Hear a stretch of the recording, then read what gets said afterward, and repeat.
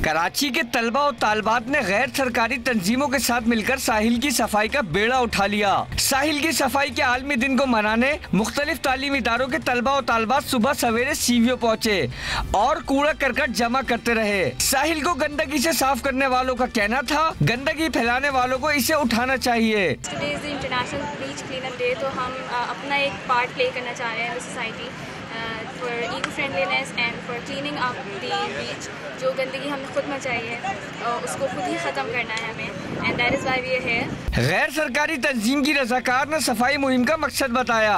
रज़ाकार का कहना था, पाक साफ माहौल का पैगाम आइंदा नस्लों तक मुंतकिल करना जरूरी है। हम चाह रहे हैं कि जो फ्यूचर जनरेशन है ना बच्चों की, वो सीखे कि अपने शहर को कैसे साफ रखना है, एनवायरनमेंट को कैसे साफ रखना है।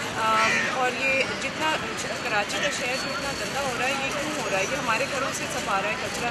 तो इसलिए हम ये चाह रहे हैं कि हमारे बच्चे, नेक्स्ट जनरेशन है, वो ज़्यादा ख्याल रखें अपने शहर का और ज़्यादा एनवायरनमेंट का ख्याल रखें। इलाका मकीन तलबा और तालबात की कोशिशों से खुश नजर आए। अहले इलाका ने कहा, सिर्फ एक दिन ना मनाया जाए बल्कि घर की सफाई की तरह मोहल्ले और शहर को भी गंदगी से पाक रखा जाए। जिस तरह हम अपने घर साफ करते हैं, उसी तरह अपना शहर, उसी तरह अपना मुल्क, जिस तरह अपना जिस्म साफ करते हैं, उसी तरह ये अपनी आलूदगी जो हमारे शहरों में हुई है, हमारा काम किसी और का काम। लोगों का कहना है कि पाक साफ और आलूदगी से पाक साहिल न सिर्फ माहौल को खुशगवार बनाते हैं बल्कि समंदर पर आने वालों को खुशगवार एहसास भी देते हैं।